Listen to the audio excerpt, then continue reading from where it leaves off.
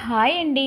ఈరోజు మనం జీవిత పరమార్థం గురించి తెలుసుకుందాము.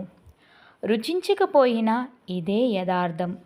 మూసిన కన్ను తెరవకపోయినా, తెరిచిన కన్ను మూయకపోయినా, శ్వాస తీసుకొని వదలకపోయినా, వదిలిన శ్వాస తీయకపోయినా, ఈ లోకంలో ఈ జన్మకు అదే చివరి చూపు.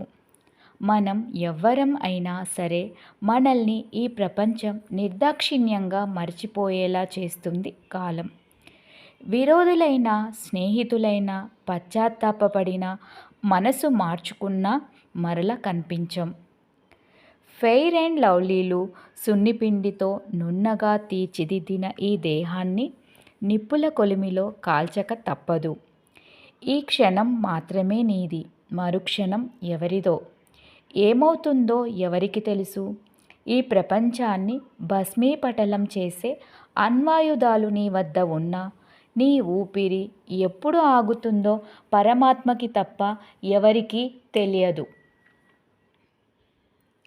ఈ ప్రపంచాన్ని శాసించేంత గొప్పవారైనా, సంపన్నులైన, బలవంతులైన అవయవ క్షీణం, ఆయుక్షీణంను తప్పించుకోజాలరు.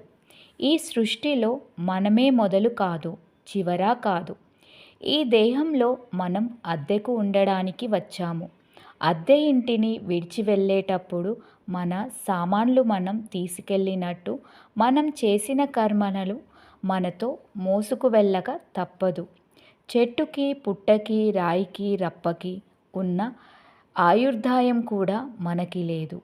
ఈ భూమి మీద కాలమనే వాహనంలో ఒకచోట ఎక్కి మరో చోట దిగిపోతాం.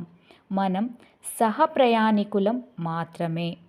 కుటుంబం, స్నేహాలు, శత్రుత్వాలు అన్నీ భ్రమ, మాయ. అశాశ్వతమైన వాటిని జపధ్యానములతో ఛేదిద్దాం. అజ్ఞానం అనే చీకటిని చీల్చే ఖడ్గం ధ్యానం. అందుకే మనుషుల్లా జీవిద్దాం. మనిషి ఎలా జీవించాలో చెప్పిన రామాయణ, భారత, భాగవతాలను ఈ జీవితం ముగిసేలోపు తెలుసుకుందాం. అందులోని సంశయాలను తీర్చుకుందాం. దీపం ఉండగానే ఇల్లు చక్కపెట్టుకోవడం అంటే పదవిలో ఉండగానే సంపాదించుకోమని కాదు. భగవంతుడు ఈ శరీరాన్ని ఇచ్చినందుకు 4 పుణ్యకర్మలు ఆచరించి ఈ జీవకోటిలో మనిషి మాత్రమే చేయగలిగే ఉత్తమ కర్మలను ఆచరించాలని పరమార్థం. ఓపిక ఉండగానే నిత్యం గురువుని ఆశ్రయించి ఉపదేశం పొంది ధర్మాచరణ, కర్మాచరణ చేద్దాం.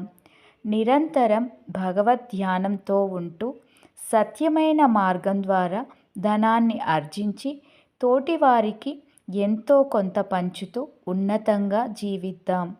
జై శ్రీరామ్.